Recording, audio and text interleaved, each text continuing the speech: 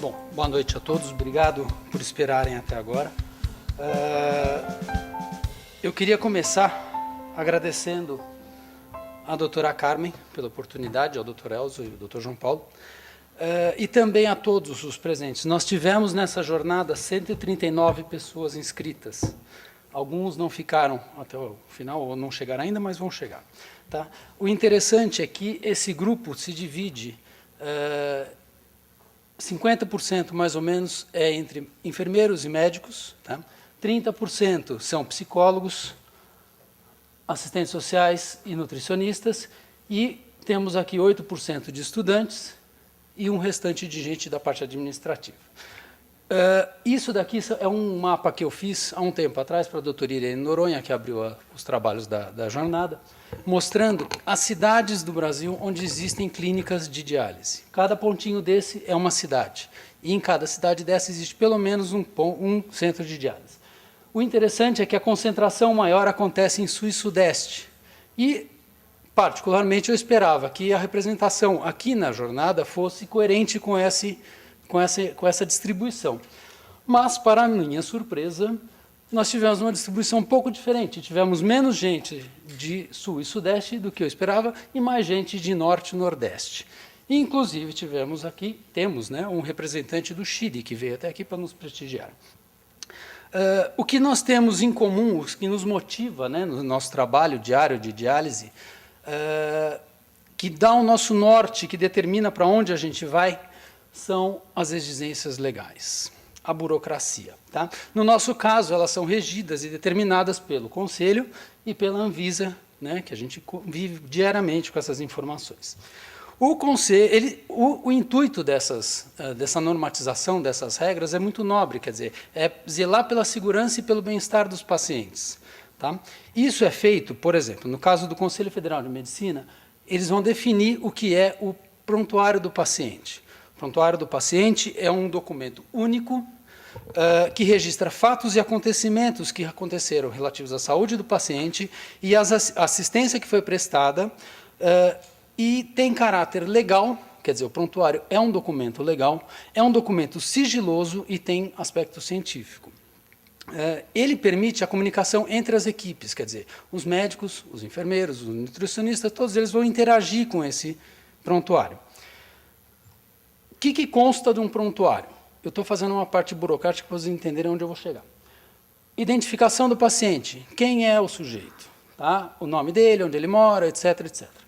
O que foi feito, o histórico clínico desse paciente, os exames que foram realizados, tá? E a evolução diária do paciente, no nosso caso, as sessões de diálise ou todas as atividades, todas as ações, os procedimentos que foram tomados para uma determinada situação clínica dele. O que o Conselho Federal de Medicina diz é o seguinte, que tem que ser legível, não pode estar em código Morse ou em letra de médico, tem que ter uma assinatura e um carimbo que identifique a pessoa que fez a evolução ou o histórico naquele momento. E lembrando sempre, é um documento sigiloso. Tá? Deixa eu só colocar esse negócio para me ajudar, que está me atrapalhando a vida. Muito bem. Com relação à Anvisa, a Anvisa tem através da RDC 154, que a gente conhece e decora já, porque todo mundo já leu e decorou, eles dizem o que o serviço de diálise tem que registrar, certo? Quer dizer, quais são os procedimentos que devem ser tomados e o que deve estar registrado desses documentos. Eles dizem, por exemplo, que a gente tem que registrar consultas. Vai, meu filho. Tem que registrar as consultas. As consultas devem ser mensais, realizadas por um médico nefrologista, com todos os apontamentos devidos, identificados, e com ênfase na avaliação cardiológica e nutricional. Tá? Diz também a RDC 154 que nós temos que realizar exames. A periodicidade desses exames. Ele vai pular um a mais, quer ver? Não pulou. Nós temos que são 12 exames mensais. No documento que vai para vocês no pendrive, a gente listou quais são esses exames. Tá? São 12 exames mensais, 6 exames trimestrais, 4 semestrais e 5 exames anuais. Isso é realizado de acordo com a RDC 154. Paralelamente, a RDC ainda determina que nós temos outros procedimentos que devem estar documentados. Os relatórios de infecção, e um monte de outras coisas que eu não vou ficar lendo, porque senão a gente não acaba hoje. Tá? Mas, resumindo, são controles, tá? e documentação de procedimentos que devem ser realizados. Por exemplo, controle de água, entre outros. Tá? Isso tudo sofre fiscalização. Isso tudo a Anvisa vai lá e olha, isso tudo gera documentos. Tá? Além da Anvisa, nós temos, e do Conselho, nós temos também que prestar informação, quer dizer, enviar relatórios de indicadores mensais ou semestrais para os estados e para os municípios. Esses documentos variam de acordo com a cidade e a região, quer dizer, os de São Paulo devem ser diferentes do norte e assim por diante. Tá? Mas, via de regra, determinados ainda pela RDC 154. Temos que reportar a eles as taxas de mortalidade, infecção, incidência de peritonite, etc., etc., etc. Tá? São todos esses documentos. São relatórios que são gerados, ficam na clínica e são enviados periodicamente para os órgãos competentes. Tá? Eles são feitos mensalmente, mas são enviados para esses órgãos semestralmente. Tá? Isso tudo, esses documentos acabam não entrando no prontuário, mas são documentos que têm que estar na clínica. Tá? Vamos voltar a falar do nosso querido amigo prontuário. O prontuário é um documento, é um monte de papel que a gente guarda, né, que fica lá na clínica. A gente tem que guardar o prontuário na clínica por 1 ano, pelo menos, certo? E tem que manter a história do paciente por 20 anos. Aí, eu peguei, fiz uma média das 3 clínicas, eu fui atrás dos prontuários para ver que tamanho que esses prontuários tinham, como são esses prontuários. E fiquei contando, um paciente, por 1 ano de informação, são mais ou menos 200 folhas. Isso dá 4 centímetros de altura. 4 centímetros de altura, se eu pegar numa clínica média 100 pacientes, eu vou ter uma pilha de 4 metros. 4 metros de altura é como se eu subisse no meu ombro e eu ainda não vou alcançar. E é um transtorno. Tá? Assim, dá trabalho, é muito papel. Se você considerar que tem que guardar 20 anos de prontuário, a gente acaba tendo uma montanha de papel de aproximadamente uns 80 metros de altura. Certo? Que é uma coisa muito simples de se guardar. Né? Se você tem assim, uma clínica com um espaço, uma edícula, você põe lá naquela casinha e fica lá quietinho. Porém, não é todo mundo que tem aqui. Na Renal Class, por exemplo, aqui embaixo, não sei quem não visitou, perdeu a oportunidade, podia aproveitar. Na Renal Class, a gente não tem espaço para guardar isso. Tá? É um volume de papel tão grande que a gente não tem onde enfiar isso. O que nós fazemos, né, com esse monte de papel? No final das contas, só considerando esse volume de papel, a gente tem custos envolvidos nesse processo, quer dizer, custos financeiros, né, de criar o prontuário, e custos ambientais, porque você vai ter que gastar papel, e papel vem de árvore. Né? Muito bem, vou falar um pouquinho desses custos diretos. Né? A gente tem o custo do papel, da pasta, do computador para fazer a impressão, da impressora, do suprimento, sei lá o que mais que precisa, do armário para guardar esse negócio, quer dizer, vai girando os custos diretos envolvidos no prontuário. Além disso, eu tenho a questão da armazenagem. Onde eu vou guardar isso? Eu vou guardar na clínica? Não cabe. Então, vou ter que contratar um armazém para guardar esse negócio. Aqui em São Paulo, para vocês terem uma ideia, nas 3 clínicas, a gente gasta, em média, R$ 6.500 por ano para guardar documentos legais. Burocracia. Tá? E isso me gera uma logística complicada. Eu tenho que pôr isso numa caixa, mandar para o armazém. Aí eu preciso resgatar. Eu ligo no armazém, eles me mandam a caixa de volta. Quer dizer, é chato, demora para chuchu. Né? E eu preciso ter gente para fazer isso. Porque alguém vai ter que botar o prontuário na caixa, alguém vai ter que catalogar aquele prontuário, vai ter que mandar lá. Aí eu vou ter que ligar para o moço, eu preciso da caixa 23. Aí ele manda a caixa 24, porque eles sempre erram. Aí você devolve a 24, pede a 23 de novo. E aí o processo não termina. Né? Então, esse é um problema da armazenagem externa. Mas a gente lida bem com isso, a gente vai sobrevivendo. Além disso, eu tenho o manuseio de um prontuário de papel. O prontuário de papel, ele é monousuário. Né? Eu estou com um prontuário, se ela precisar, eu tenho que mandar para ela, mas aí eu não tenho mais acesso a ele. Né? Ou se eu desmembrar o prontuário, já vemos que dá besteira, né? Porque vai ficar um pedaço aqui, um pedaço lá, ninguém mais sabe onde está o prontuário do paciente. O prontuário em papel, ele está sujeito à ilegibilidade, porque a gente sabe que as letras não são aquela maravilha. E não tem padronização. Eu tenho Souza com Z, Souza com S, a pessoa, cada um escreve de um jeito, a gente nunca vai saber qual que é o certo. Né? Tem uma dificuldade de acesso, como eu falei, né? Quer dizer, você vai ter que ficar procurando o prontuário de papel lá no armário, não sei onde ele foi guardado, etc. E fazer pesquisa, que nem a gente faz nas clínicas, a gente desenvolve diversos protocolos de pesquisa, em associação com universidades e internamente mesmo. Imagina se a gente fosse fazer um levantamento de todos os dados estatísticos que a gente precisa, naquele monte de prontuários, quer dizer, a gente não acabaria nunca as pesquisas. E o papel estraga, né? É uma novidade isso, mas o papel depois de uns anos, imagina você guardar 20 anos o papel, vai ter cupim, vai ter traça, vai ter água, vai ter incêndio, quer dizer, ele vai estragando. E outra coisa que o Conselho diz é que a gente tem que ter uma comissão de revisão de prontuários, quer dizer, o prontuário, inclusive, ele precisa ser verificado, se ele está sendo feito. Nas clínicas a gente faz isso, quinzenalmente, não, a cada 20 dias, né? É uma delícia. Muito bem. E aí o que a gente faz quando passar os 20 anos? Aquele monte de papel, nós vamos fazer o quê? Vamos reciclar. Tá, só que tem um problema. Não é todo lugar que a reciclagem é desenvolvida aqui no Brasil. Né? A gente não tem uma política pública que, não, você mande o papel e a gente cuida da destruição dele, vai picotar, vai fazer reparo, não sei o quê. Né? E o destino desses prontuários pode não ser adequado, ele pode parar num lixão, mas os dados são sigilosos, a gente não pode dispor disso em qualquer lugar. Tá? Então, no final das contas, a gente acaba tendo uma série de probleminhas com o prontuário que viram problemões. E isso acaba tomando um tempo que a gente não é sempre que a gente tem. E é um tempo que a gente podia estar cuidando do paciente ou fazendo alguma outra atividade assistencial. E tempo é dinheiro. Tá? Muito bem. Aí entram os computadores. Né? Com o tempo, a gente começou a usar computador para facilitar, para a gente ganhar tempo, para a gente não ficar perdendo, né? Para agilizar o processo de criar o prontuário.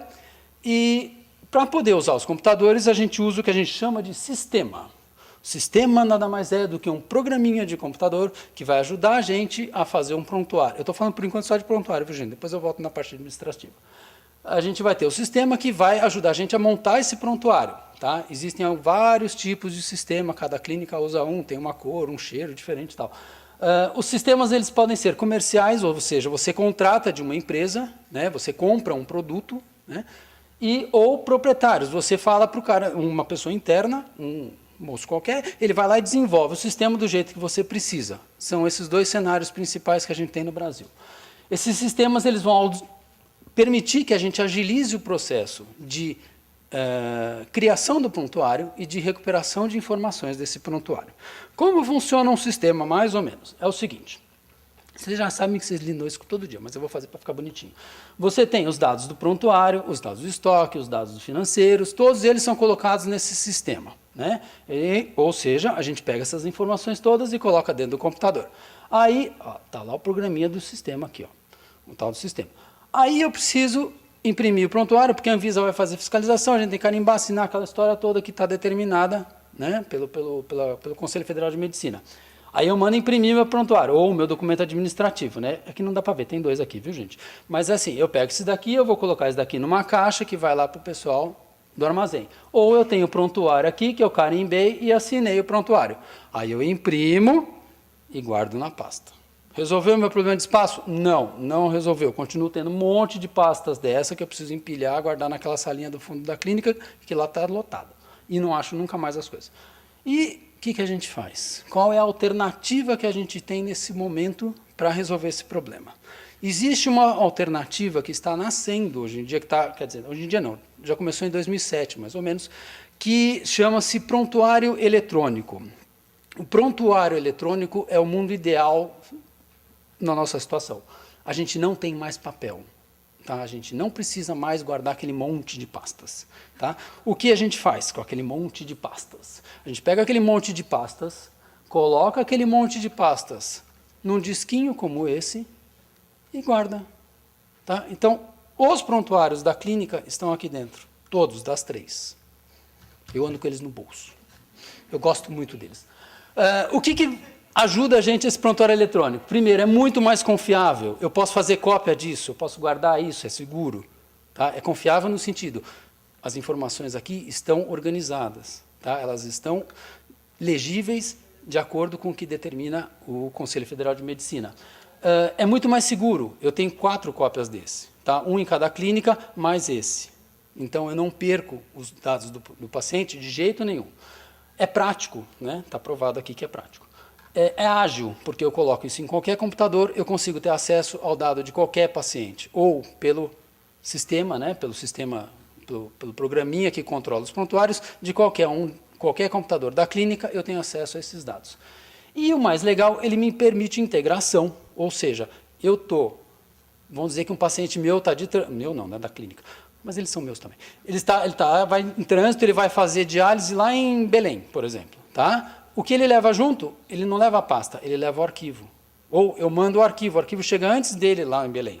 Tá? Quando chegar lá, a história clínica dele está toda na mão do médico ou da equipe da outra clínica. Tá? E o que é legal é que isso ajuda a reduzir custos. Tá? Vou provar daqui a pouquinho. Outros benefícios que a gente tem do prontuário eletrônico. Ele facilita muito a pesquisa. Tá? Para eu fazer um levantamento estatístico, é muito rápido com um prontuário eletrônico, porque os dados estão todos organizados. Ele permite o aumento da adesão da equipe aos protocolos. Tá? Como o processo é mais simples, a coisa pode ser realizada com mais facilidade. Então, as pessoas tendem a colaborar mais nesse processo. Ele permite que a gente determine fluxos de trabalho mais organizados. Tá? Ou seja, a sequência de procedimentos é mais organizada. Isso facilita no momento em que você vai partir para uma acreditação da ONA. E outra coisa, eu consigo extrair dados estatísticos a qualquer momento, da maneira como eu quiser. Tá? Muito bem, mas quem que determina como é que tem que ser esse prontuário eletrônico? Como que é isso? Existe uma regra, cada um faz do jeito que achar legal, eu mandei Excel para o amigo? Não. Existe uma determinação do Conselho Federal de Medicina, uma resolução, tá, que descreve o Sistema de Registro Eletrônico de Saúde. O nome é super bonito. Na verdade, isso daqui o que é? É uma normatização, é uma sequência de regras, né, para o que ele vai me dizer. Como devem ser registrados esses dados, certo? Como é a estrutura do prontuário. Como que eu vou poder recuperar esses dados e manipular essas informações. Quer dizer, ele diz como tem que ser, ele modela o prontuário eletrônico. Ao mesmo tempo, ele determina ele permite, né, nessa modelagem, ele permite que a gente realize a tão sonhada integração de poder mandar esse prontuário lá para Belém e o pessoal de Belém entender esse prontuário automaticamente. E ele tem abrangência nacional, é do Conselho Federal de Medicina. Tá? O que acontece? Para que o prontuário, quando a gente criou o prontuário eletrônico, a gente não tem mais o carimbo e a assinatura das pessoas que estão fazendo a evolução desse prontuário. E o que nos resta fazer é criar uma assinatura digital. A assinatura digital no Brasil, ela tem um nome pomposo de certificação digital. A certificação digital nada mais é do que um cartãozinho, como esse aqui, tá? Que tem um chip, parece cartão de banco, tá? E eu tenho um cartão para pessoa jurídica, que é esse CNPJ, não sei se vocês enxergam daí, mas esse daqui é um CNPJ. Eu tenho um eCPF e eu posso ter um eCRM, eCRP, eCorem, eCRES, eCRE, qual faltou, não sei qual faltou, SRN da Bárbara, que eu esqueci, tá? São documentos legais. Isso daqui tem valor, esse documento, por exemplo, ele substitui a carteira de identidade, tá? São documentos com valor legal e que tem um chip eletrônico aqui que me permite assinar digitalmente um documento. Como funciona uma assinatura digital? Vocês não estão enxergando, ó, mas tem um desenho aqui, ó, que parece uma folhinha de papel. Tá? É o documento que eu estou fazendo lá no computador. Eu fiz o meu documento. Aí eu vou assinar esse documento eletronicamente. O próximo passo é, pela internet, isso vai para uma entidade certificadora, por exemplo, a Serasa. Tá? Não é propaganda, gente, eu só estou mencionando uma. Tá? A Serasa, ou a entidade certificadora, vai me devolver um código, vai me anexar um código a esse documento, tá? E vai me devolver esse documento com um código eletrônico. Tá? Então, o meu documento passa a receber um código dentro dele. A gente não vê, mas está lá. Aí eu pego o meu cartãozinho, ponho no leitor, que eu não sei onde eu pus. Bom, depois eu mostro. Eu ponho o meu cartãozinho no leitor, digito a minha senha, tá? E eu tenho um documento que está assinado por mim, codificado pela entidade certificadora, e ele tem a estrutura, o conteúdo que a gente criou no nosso sistema. Tá? Aí o que acontece? Eu vou mandar isso daqui para Belém, por exemplo. Né? Mandei esse e-mail lá, foi por e-mail o prontuário do paciente, chega lá em Belém, a moça liga e fala, mas quem me garante que esse documento é legal? quem garante é a entidade certificadora. Ela permite que você faça uma verificação pela internet para saber se o documento está real. Se alguém alterou esse documento no meio do caminho, a hora que for fazer a verificação, não vai conferir. Tá? E aí esse documento volta como sendo inválido. E aí você liga na clínica de lá e fala, olha, Alexandre, o documento que você mandou está inválido, precisa mandar o certo. Aí você manda o certo. Tá? Isso daqui é o futuro. Tá? Nós estamos caminhando para esse passo. Todos os grandes hospitais já estão trabalhando com isso e a tendência é que a área de saúde migre para esse modelo de trabalho. Tá? Mas isso é perfeito? Ainda não. Tá? A gente tem alguns pontinhos que a gente precisa ainda lapidar nessa história no caso das clínicas de diálise. Estou falando especificamente no caso das clínicas de diálise. Tá? Primeiro ponto que a gente precisa olhar, custo disso. Tá? Os certificados eles podem valer por 1 ano ou por 3 anos. Tá? O certificado de 1 ano, estou no tempo. O certificado de 1 ano, para uma pessoa, custa R$110. Para uma empresa, custa R$165. Esse cartãozinho aqui foi R$165 e vale por 1 ano. Se eu quiser fazer por 3, eu posso fazer por 3, custa R$300, vale por 3 anos. Ou 220 e vale por 3 anos também para a pessoa, cada pessoa. Um detalhe que eu esqueci de falar. Cada pessoa que for interagir com o prontuário precisa ter um cartão desses. Certo? Então, a moça que vai fazer o cadastro do paciente, na hora que ele chega na clínica, ela vai assinar digitalmente com um cartão desses. Ela vai ter um CPF dela, eletrônico, ela põe no leitor, põe a senha dela e o documento é assinado. Aí ele foi para o médico fez a anamnese do paciente, põe o cartãozinho, assina. Aí vai para a enfermagem faz a evolução, assina. O técnico de enfermagem que está lançando a sessão de diálise, põe o cartãozinho, assina. Ou seja, a gente acaba tendo um gasto enorme com cartõezinhos para poder assinar. E quando a gente tem um turnover, uma troca de pessoas na clínica muito grande, a gente acaba tendo problema porque esse número aumenta. Certo? Cada pessoa que entrar, por exemplo, a recepcionista ou o técnico de enfermagem que trocou, vai ter que ganhar um cartãozinho desses e é mais 100 conto que vai morrer nessa história. Tá? Isso daqui são dados de maio da Caixa Econômica Federal, que também é certificador. Muito bem.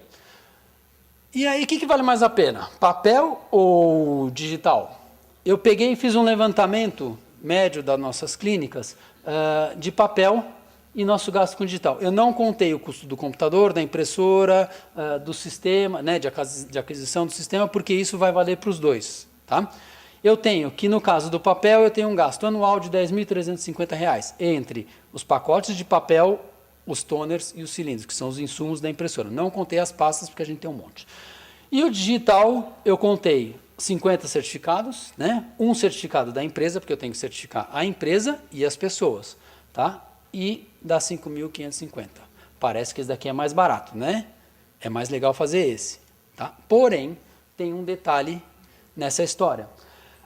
O Conselho Federal de Medicina, junto com uma entidade chamada Sociedade Brasileira de Informática em Saúde, eles determinam que os sistemas eles têm que ser verificados, eles têm que ser auditados. Então, o que acontece? Eu crio o sistema, eu mando para a entidade, né, para a SBIS, lá, para a Sociedade Brasileira de Informática, eles vão fazer a análise do meu sistema para ver se eles estão dentro das normas que estão estabelecidas para esse sistema. Tá? Com isso, eles conseguem regulamentar de maneira que o meu sistema seja, sei lá, o vermelho, tá? E a clínica lá no Belém do Pará, ela usa o sistema rosa. O arquivo que eu gerei no sistema vermelho seja legível pelo arquivo que está pelo sistema rosa. Tá? Um arquivo ele é comum, ele permite a integração. Tá? Quem determina isso? A Sociedade Brasileira de Informática em Saúde. Eles trabalham com 2 níveis de segurança. Tá? Um nível, o primeiro nível é se você tem senha, se o sistema está seguro, se as coisas estão organizadinhas do jeito que tem que ser. Tá? O segundo nível exige aquela certificação digital. Tá? Muito bem. Quando que a gente tem que fazer essa certificação do sistema? Antes de lançar o sistema, ou seja, eu criei o programinha, eu mando para eles, Alexandre, você precisa mexer não sei o quê. Aí eu vou lá e mexo. Aí eu devolvo para eles, eles olham de novo e falam, beleza, agora só precisa acertar 2 coisinhas. Você acerta as 2 coisinhas, aí pode vender. A gente começa a vender. Aí mudou a burocracia, entrou uma nova regra para emitir a PAC. Aí você tem que fazer um novo ajuste, manda de novo para a Sociedade Brasileira de Informática e Saúde, eles vão analisar e ver, ah, não, tá legal, é isso aí que a gente precisa, pode botar para vender. Tá, isso daqui ainda não é obrigatório, nós não estamos com isso daqui como obrigatório, mas a tendência é que torne-se obrigatório. Muito bem, quanto custa essa auditoria? Aquela primeira que eu fiz e mandei, custa só R$ 21.700. R$ 21.700. Tá? Aí aquela primeira alteraçãozinha, que era só 2 coisinhas que eu precisava acertar, 4.300 a 10.800. A segunda vez que eu mandei. A terceira vez que eu mandei, né, é só um ajustezinho, é só aquele negocinho que você precisava coordenar, R$ 650. Tá? E aí eu tenho que fazer uma nova versão, tenho que lançar de novo. Eu vou pagar mais 4.000 ou 17.000, depende do tamanho dessa alteração. Tá? E a questão que fica é, quem vai pagar isso? Né? Quer dizer, a gente inviabiliza a instalação de um sistema que poderia ajudar muito a gente por causa desse custo. Tá?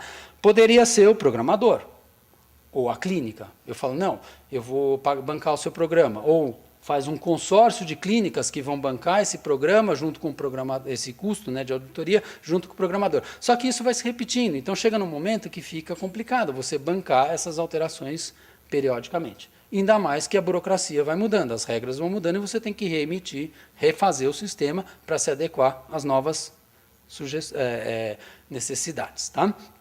Mas isso é, como eu falei, uma solução para o futuro. Isso está caminhando para se tornar uma necessidade. Eu estive conversando com o pessoal da Sociedade Brasileira de Informática e Saúde e eles falaram que eles estão estudando como fazer essa viabilidade, porque um hospital grande consegue bancar esse custo de auditoria, mas as clínicas de diálise, em geral, não vão conseguir bancar isso. E no momento que isso se tornar obrigatório, vai ser um problema sério. Né? Então é uma coisa que a gente tem que manter sempre em mente. Tá? É uma solução para o futuro e o caminho, como eu disse para vocês, é caminharmos para uma situação sem papel, paperless, chique pra caramba. Gente, eu fui rápido, não fui? Tá? Muito obrigado. Ah, só mais uma coisinha que eu esqueci de falar, que é muito importante. Só o backup salva. Tá? Façam backup. Gente, era isso. E obrigado pela presença.